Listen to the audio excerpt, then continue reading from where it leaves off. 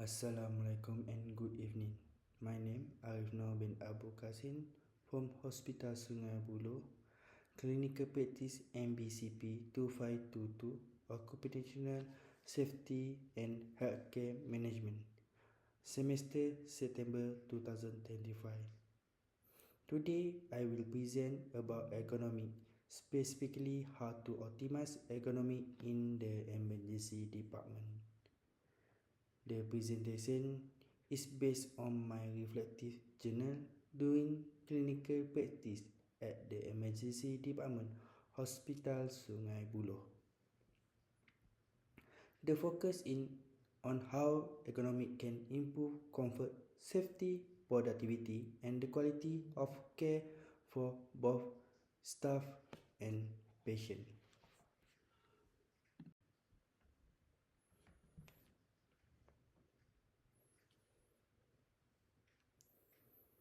First, let's understand what ergonomic means. Ergonomic is the science of designing work equipment and the environment to fit the workers. The main aim is to reduce injury, improve comfort, and increase productivity.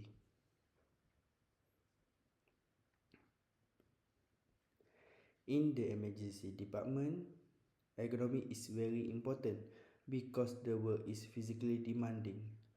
Good ergonomic help to prevent musculoskeletal disorder, reduce fatigue, and support safe, efficient patient care.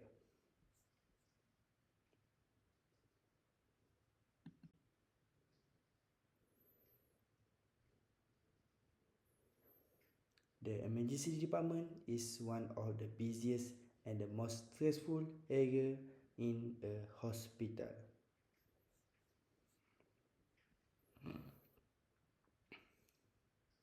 Staff must make quick decisions, perform procedures rapidly, and handle many patients at the same time.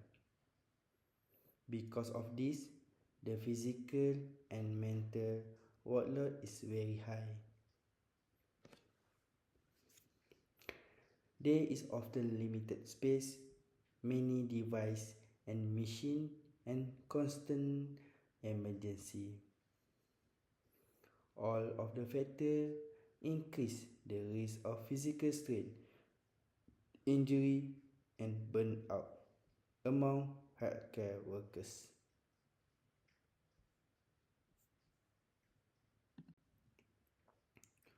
One of the main ergonomic challenges in the emergency department is doing CPR.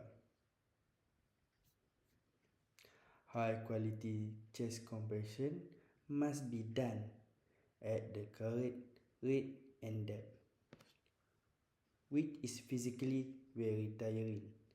Staff often work in awkward positions. For example, bending over lower back, standing on uneven floor, or having limited space around the patient. This can cause back pain, shoulder pain, and muscle fatigue in just a few minutes. When the body becomes tired, the quality of compression decreases, which can affect patient outcome and also harm the healthcare workers.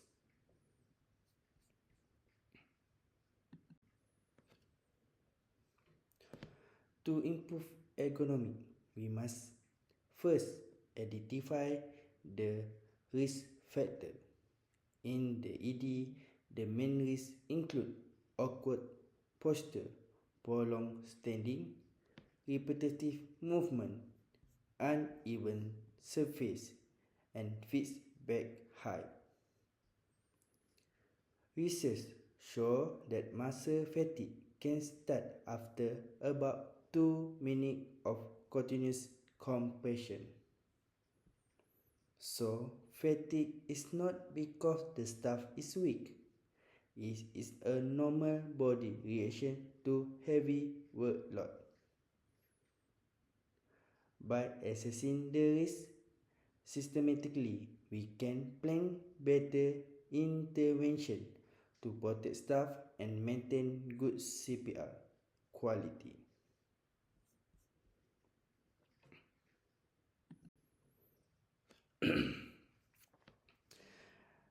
During my clinical training, I experienced the problem by myself. In one resuscitation case, I had to perform CPR for the prolonged period. The floor was slightly uneven. The bed was low, and there was not much space around the patient. After about 4 minutes of compression, I start to feel strong lower back pain and muscle fatigue. I have to be replaced by my colleague, who also struggled and changed to a knee position to reduce a back strain. This situation made me realize that our emergency department is advanced in equipment and medication, but still weak in economic support.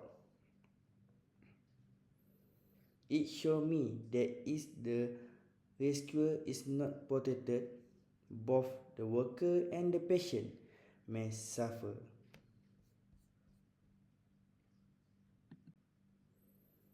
To solve the problem, several strategies can be used. First, mechanical chest compression device such as Lucas or Autopass can help maintain good quality compression without tiring the staff.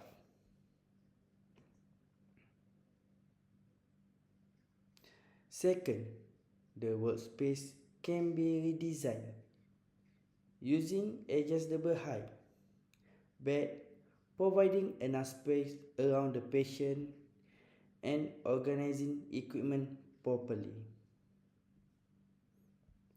Third, we can implement proper rotation during CPR. For the example, changing the person doing compression every 2 minutes instead of 4 minutes to reduce fatigue. For improving the environment, like ensuring even flooring and good layout also help.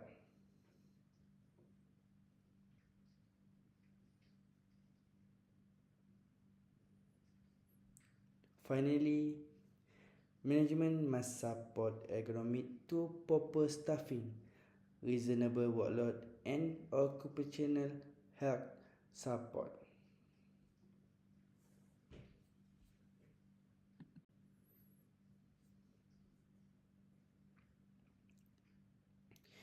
Even without expensive equipment, good technique can reduce strain.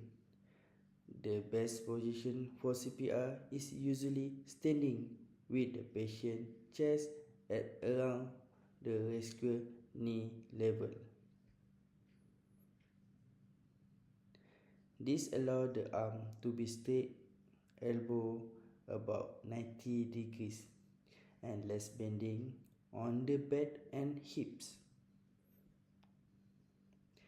If the bed is too low, staff may stand on a stool or kneel, but each position has its risk. The key is to keep the spine as straight as possible. Use body weight instead of just arm strength, and avoid leaning too far forward. Regular rotation between providers is important so that no one person becomes too tired and injured.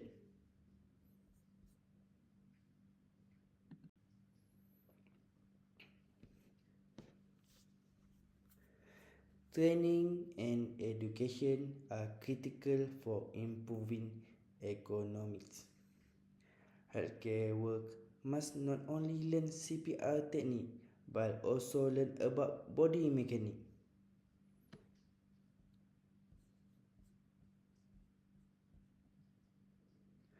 Posture and early sign of fatigue.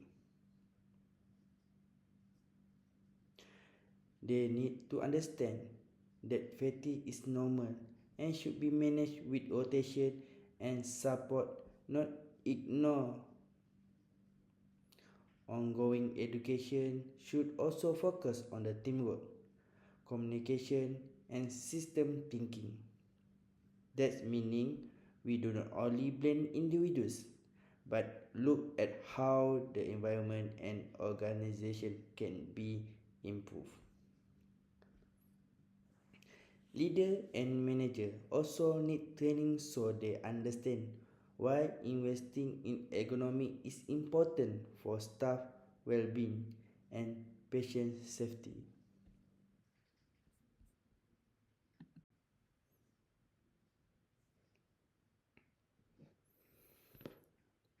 Ergonomy in healthcare is also related to guideline and regulation.